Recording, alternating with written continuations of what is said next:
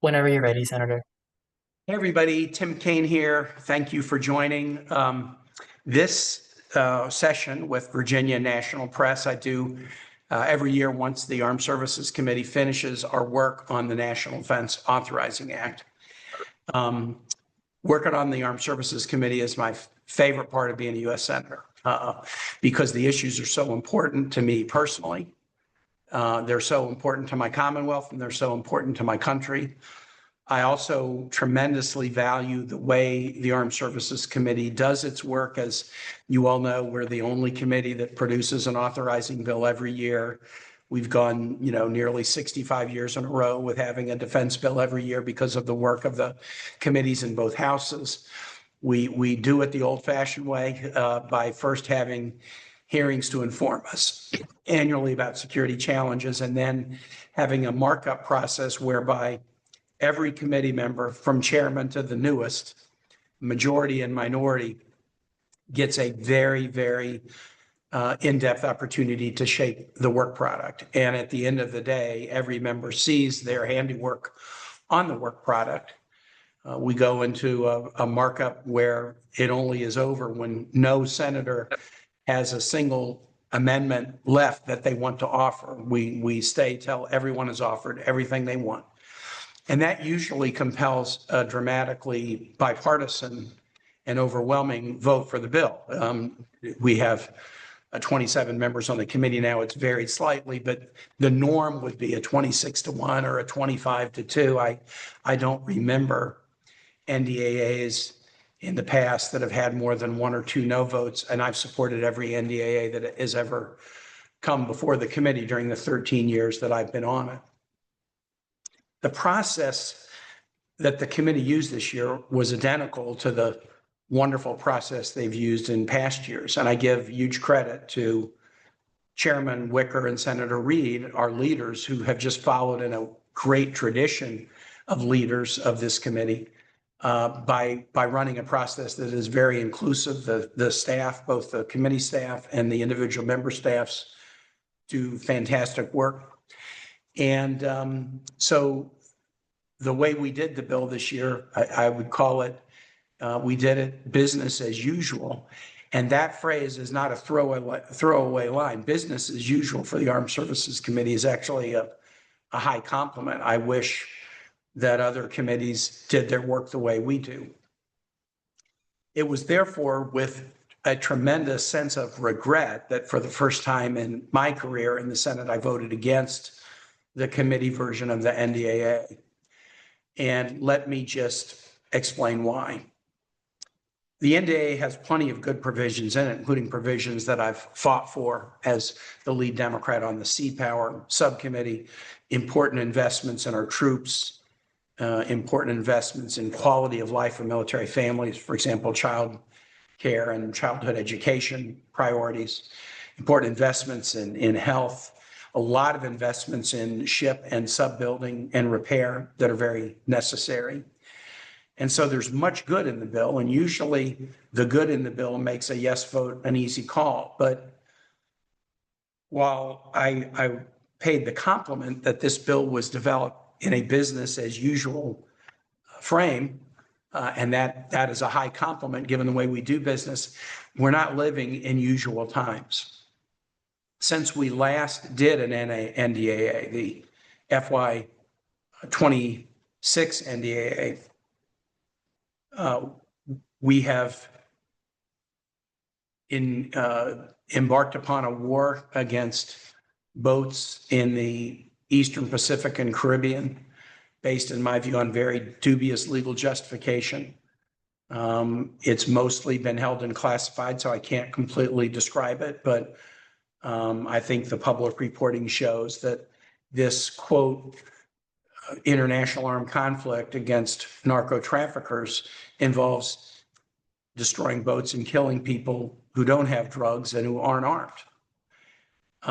And that raises huge concerns. We launched a war to depose the Maduro regime in Venezuela, leaving the actual regime in place and blocking the Venezuelan opposition in terms of exercising their rightful power to create a Venezuela for Venezuelans. And now we're involved in a completely illegal war against Iran that I think will hit 100 days this weekend, a war that has cost the lives of U.S. troops, hundreds injured, 14 dead, thousands of civilians killed, damage to U.S. military installations and the installations of allied nations in the region, a war that was started without a clear plan or rationale, a war whose course has been backing and forthing based on presidential whims that seem to change every day, whether we're in a ceasefire or on the verge of a deal or on the verge of renewing a bombing campaign. And this war is not only hurting our troops, but it's dramatically affecting the global economy, making life much harder for our allies, making life much, much harder for American families who are paying higher gas costs, higher costs for other goods. American families were already stressed out by Donald Trump's unilateral decision to impose tariffs on virtually everything. And now they're stressed out by the president's unilateral decision to declare a war. And all of these wars, the Caribbean and international water boat strikes in Venezuela and Iran, and threatened wars against Greenland, Cuba, Mexico, Colombia, and who knows where else, depending on the president's mood tomorrow, have been without congressional support that's required by the Constitution. And you can read through the entire NDAA this year and like almost not be aware that any of that is happening. And my deep worry is that this is an NDAA that kind of ignores the reality that is driving so much economic pain, but also challenge to our troops right now, which is a president who has grown intoxicated by the notion that he can start wars while bypassing Congress, and a Congress that has so far been subservient and allowed its powers to be eviscerated. That should have been a core component of this NDAA. But frankly, I worry that the NDAA not only ignores it or turns a blind eye to it and doesn't really deal with it, but may even further it. Why do I say that? The first is just the sheer amount of defense spending. Last year, the NDAA authorized spending up to about $850 billion. This bill was pitched at $1.15 trillion, but with the administration saying that's not all, we're going to send a $350 billion reconciliation package to you. So the real way to think about this bill is it is the on-ramp to a $1.5 trillion defense budget. And the administration has also indicated that they intend to send a supplemental defense bill to fund the war in Iran or replenish what's been depleted because of the war in Iran that could also amount to hundreds of billions of dollars. And so you begin with the White House is deciding it can exercise war, the most solemn power a nation has, without Congress. And Congress has been unwilling to check that impulse and now is going to essentially write a blank check to an administration that has shown no interest in consulting with Congress on the most critical matters of war, peace, and diplomacy that the Constitution put upon the shoulders of Congress to play key roles in making the decisions that are the right decisions for the country. There were efforts made in committee to fence off funds for Iran and not allow them to be used unless Congress authorizes the war. That amendment failed.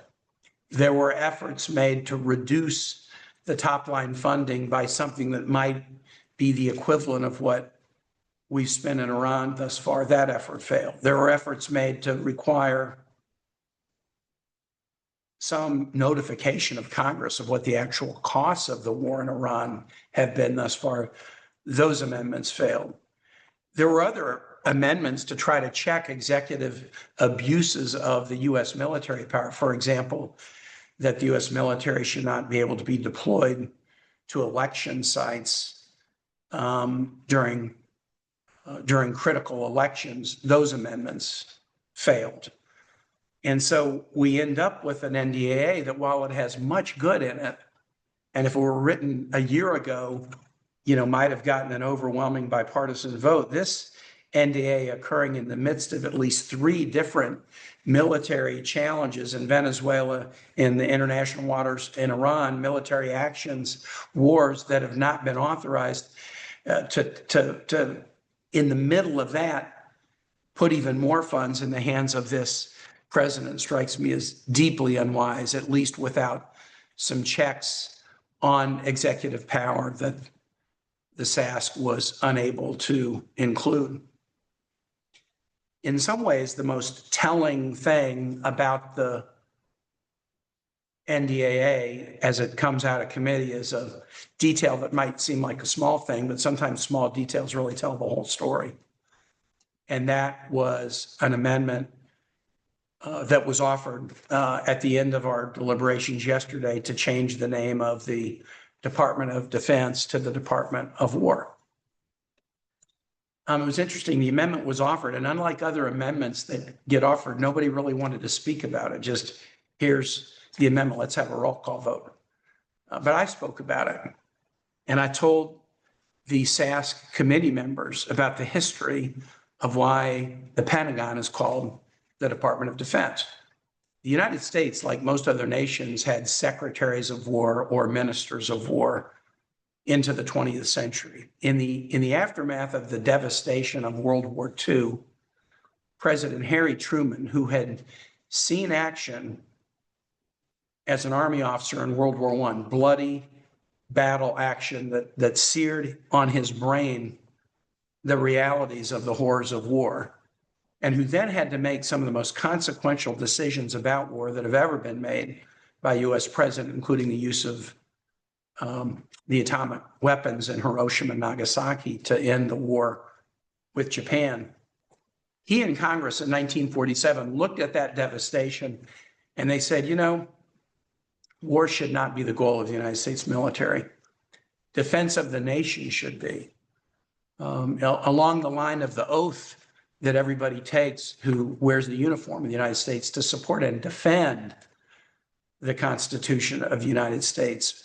People sign up to defend this nation. One of my kids volunteered to defend this nation. They don't sign up to go to war. They sign up to defend the nation, to defend our people, to defend our values, to defend our allies. And that defense often requires war, not as the preferred option, but as the necessary option. And when that is required, we have to be the best at it and prepare our troops to succeed. But war isn't the goal. And so President Truman and Congress wisely decided to switch the name of the Secretary of War and the war apparatus to a defense apparatus. And guess what happened?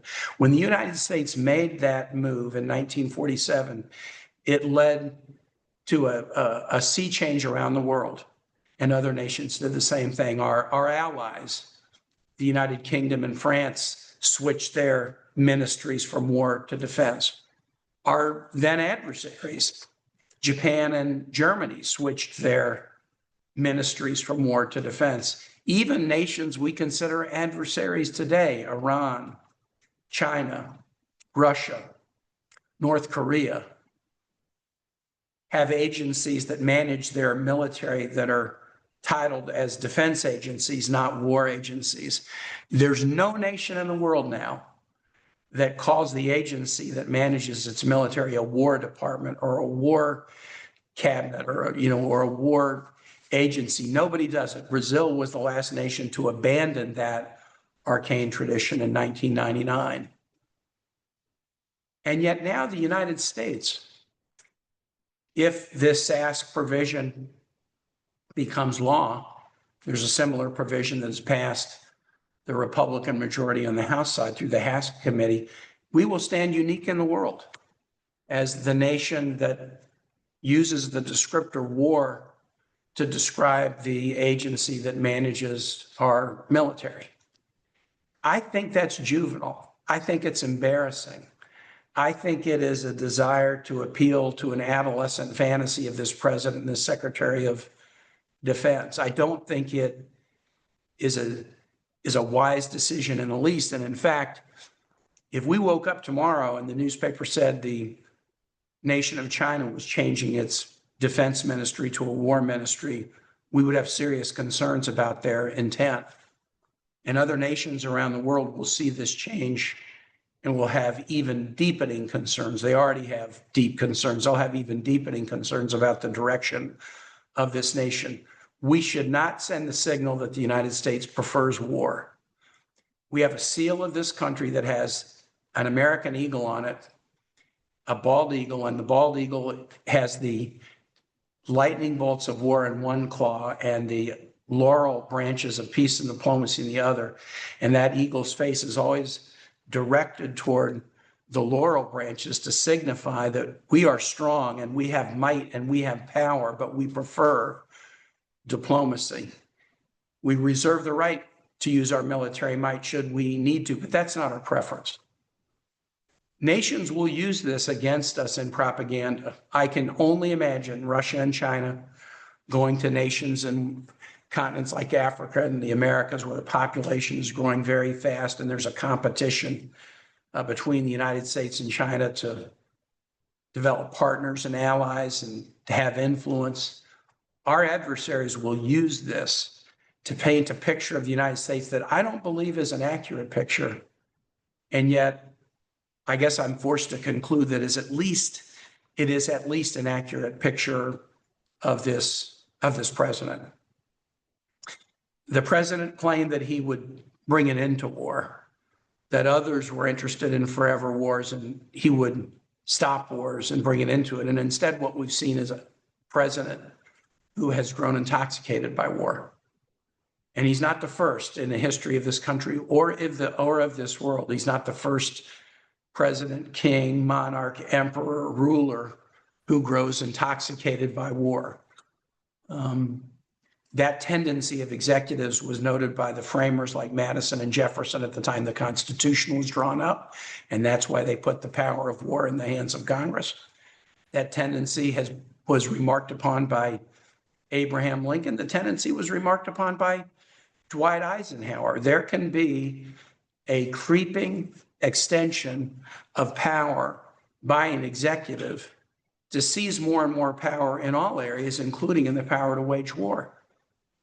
That's one of the reasons that 250 years ago, our forefathers decided to cast off tyranny and embrace a democratic form of government with checks and balances, and counted upon Congress, the first branch, to provide that check and balance against presidents who grow too intoxicated with their own power. That is a grave, grave threat to this country. And the NDAA that has just been passed out of the Senate Armed Services Committee, for all the good it contains, has turned a blind eye to that threat. And in some ways, through this excess funding and the renaming of the department, has even increased the threat. And for that reason, with deep regret, I voted against the bill. And when it's on the floor, we'll try to convince my colleagues to do the same. With that, I'm glad to open it up and take your questions. First, we have Michael from the Richmond Times-Dispatch.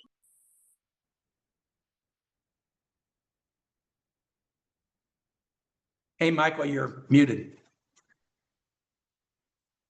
Good afternoon, Senator. I have a question that's not federal. It's about the state.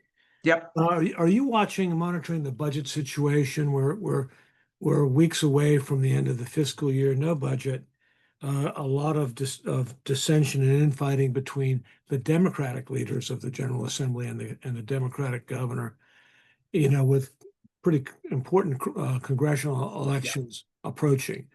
Michael, it's for me, it's bringing back to my own first session as governor 20 years ago. I mean, it is pretty amazing. 20 years ago, my two Republican houses didn't agree on a budget until I think it was the 27th or 28th of June. And, I was prepared to run government anyway. And my Attorney General, Bob McDonnell, was saying, Governor, you can't run government. Anyway, many of the same arguments that I hear being made now or being made then. My gut told me that my two houses would figure it out, not least of which because they didn't want the governor riding in on a white horse and saving a situation when they couldn't do their job.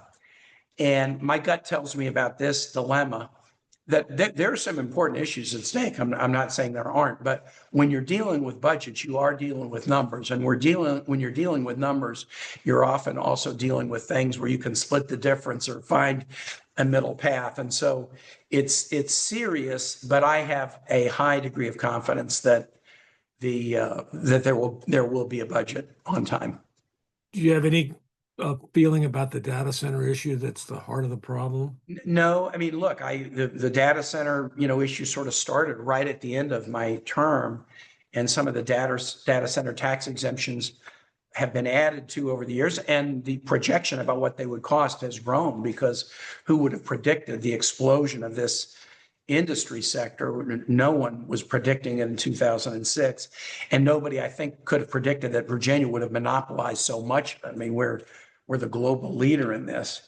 But again, when you're dealing with things like tax exemptions and numbers, you're seldom dealing with an all or nothing proposition. It strikes me that there is some compromise there between the two House positions, and you've got some tough negotiators on each side within this Democratic leadership, but you also have some really savvy people who know how to find a deal. Thank you very much. You bet. Next, we have Noah from the Washington Post. Hey, Noah. Hey, Senator, thank you for doing this. Could you Yep. give us a color on when you decided to vote against the bill? And if you could be more specific than we got in the backgrounder today on what, if anything, the bill does about the base names that previously were named after Confederate generals, that would be helpful. Thank you. Yes. So let me do the last one because it's very straightforward. I offered an amendment, which was the same amendment I offered last year, to allow the base names in Virginia to stay as named by the commission that we empowered through SASC a few years back. I made my amendment specific to Virginia, knowing that there were others on the committee from some of the other states who could have offered that amendment for their bases in their states if they want to. No one else did. So the version that's coming out of committee does have, and it was by a voice vote, a provision to rename the Virginia bases back to those that had been chosen by the commission. I got the same thing passed by voice vote last year, and it did not survive in conference, but I'm glad my colleagues went along with me. In terms of my own decision, the bill has, I mean, I do praise the leadership of Senator Wicker and Senator Reed, and the bill has a tremendous amount of stuff we worked to get in the bill around military construction in Virginia, and pay raise for troops and AUKUS-related provisions. I mean, the kinds of things I've worked on the committee for 13 years are in the bill. But as my staff and I worked on the bill over the weekend, I really grappled with this cognitive dissonance that the process seemed exactly the same as a year ago, but the reality was dramatically different than a year ago. A year ago, we weren't in an international armed conflict in the Pacific and Caribbean. A year ago, we weren't essentially occupying Venezuela, having removed the leader of the regime, but allowed the rest of the regime to remain in place. A year ago, we were not in an illegal and foolish war in Iran. And so I was sort of grappling with, wow, we're doing the bill just like we did it a year ago, but things are so different than they were a year ago. And the difference is the president has now decided that he can start wars without Congress and threaten even more without us. And so I over the weekend, I sort of grappled with that cognitive dissonance between a process that seemed like business as usual, but a reality about the president's use of the American military, his refusal to say he wouldn't use troops to deploy to polling places on election day. And I just concluded that there was too big a gap between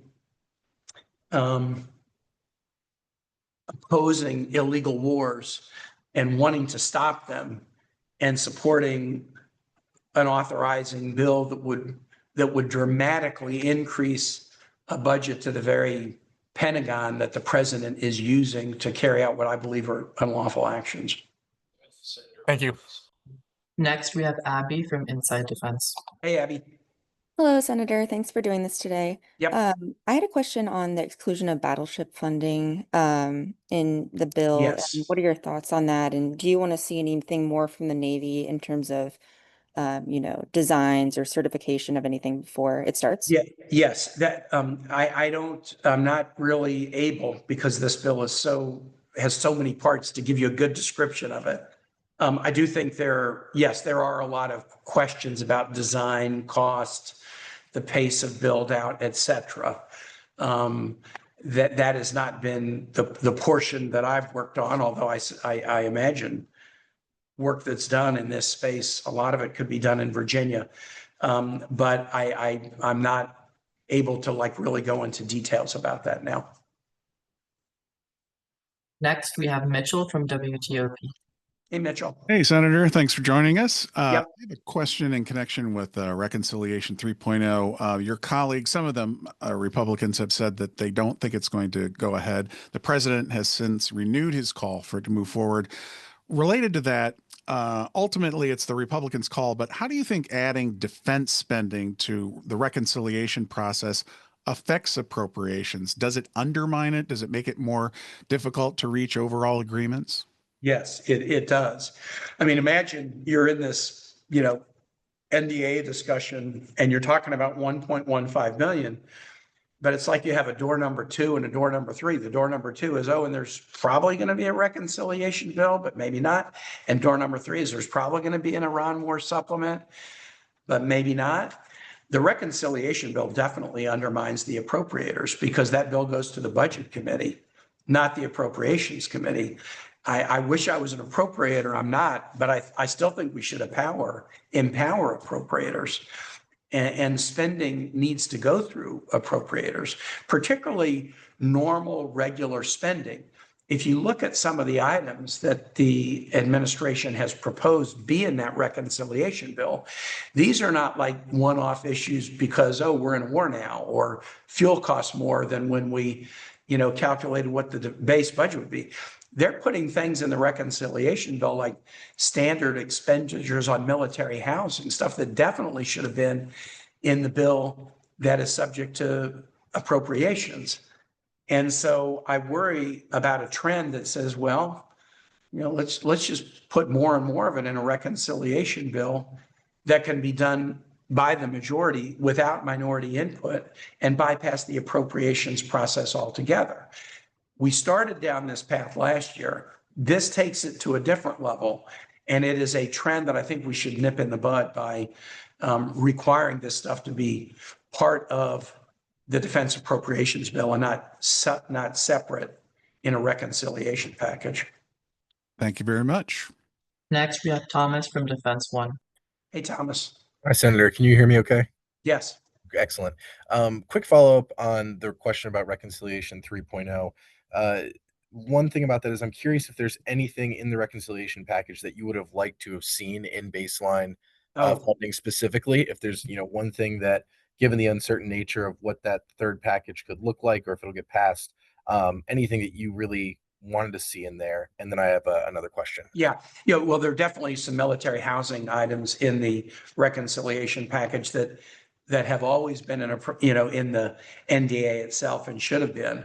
I did ask my staff we get the chairman's mark, we got it, 2 Thursdays ago, I guess.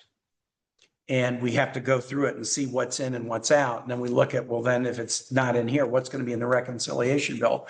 We contemplated an amendment that would have just cherry picked all kinds of items out of the reconciliation bill to put them in the NDAA and swap them out for other things. And it just was too complicated to write that amendment. So we'll have to, just take it up as the administration sends it to us. But we did contemplate that because there are an awful lot of items. I mean, the administration is even calling this reconciliation proposal mandatory spending. There's there's nothing mandatory about a reconciliation bill, but they seem to recognize that the items contained within it were not like one-off items that used to be put in like the OCO budget, the Overseas Contingency Operation budget. They seem to acknowledge that these are items that should have been part of a traditional appropriations bill, and why they didn't put them in the president's budget request that is the basis for the NDAA. They've never given us a good answer for that. And then the question here is just about there was a new combatant command that was included in the NDAA regarding autonomous and robotic warfare. Yes. Is that something that you supported? And also, are there any other details you have on that? And is this duplicating efforts in any way? I know that Southcom has its own, autonomous warfare group. Just curious what your thoughts are. Yeah, when you see the text of the amendment, and again, we dealt with so many amendments that, check to be sure what I'm telling you is right, but I'm 99.9% sure I'm right in this one.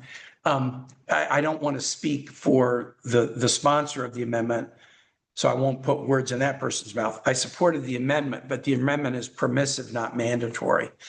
And so it allows the DOD, and it is still the DOD unless and until Congress were to pass the NDAA with the DOW provision in it. It does allow the DOD to sort of work with the committee to kind of flesh out what this might look like. And you're right, regional commands have autonomy or utilize autonomous assets. Other COCOMs use autonomous assets.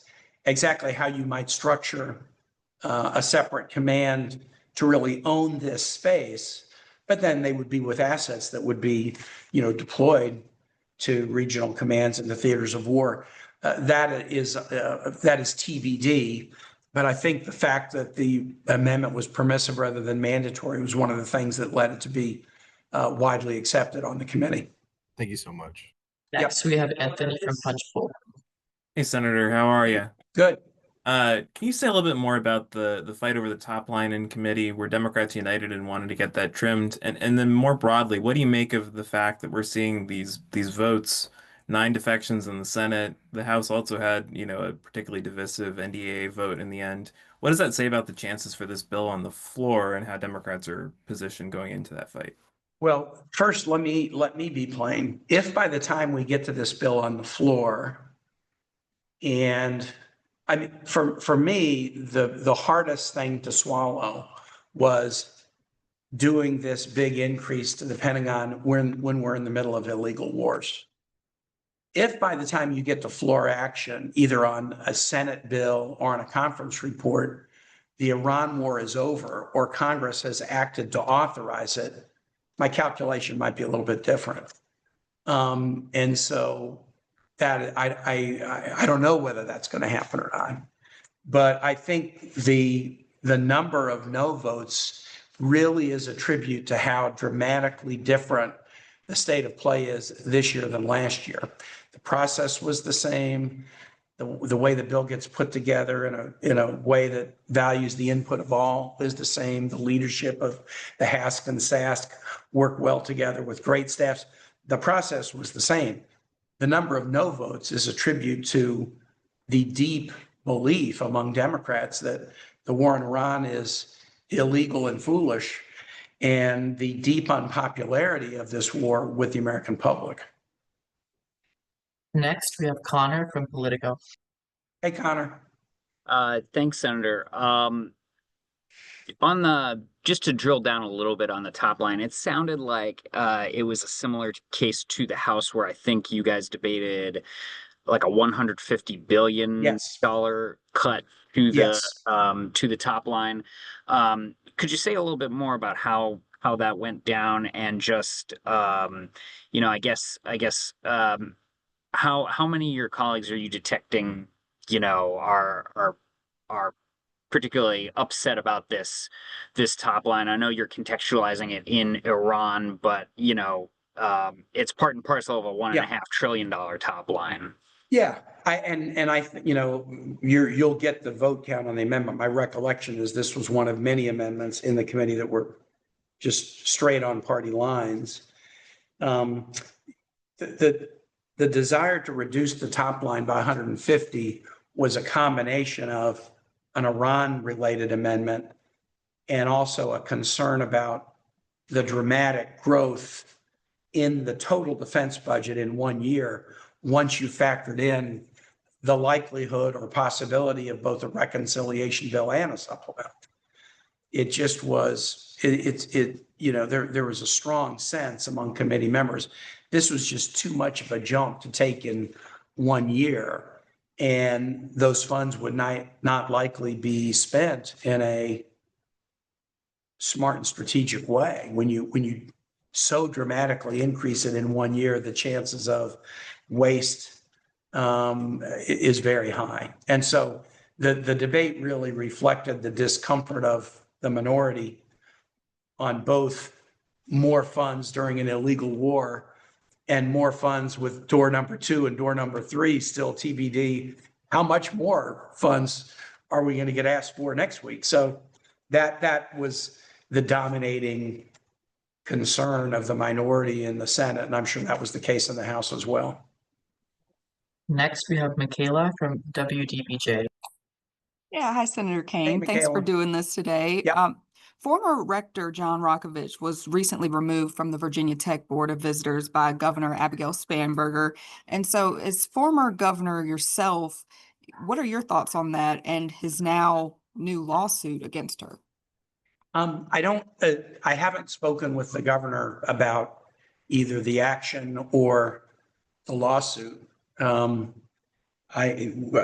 was concerned about the circumstances of President Sands' retirement announcement, and particularly concerned. My main concern was some initial reports that there was going to be a rush job to find the next president of Virginia Tech, which in my view would have been a horrible mistake. This is such an important institution to the Commonwealth. And since Tim Sands has said he would stay on until the search was done, why rush a search? Take the time to do the search and get it right. But after expressing those initial concerns, the board considered the timing and decided that they would take the time to do the search the right way. And at that point, I was glad to hear that.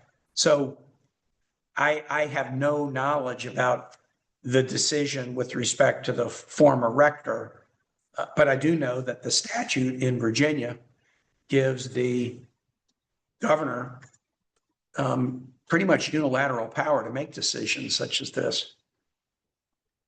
Next, we have Emma from the Virginian Pilot. Hey, Emma. Hey, Senator Kane.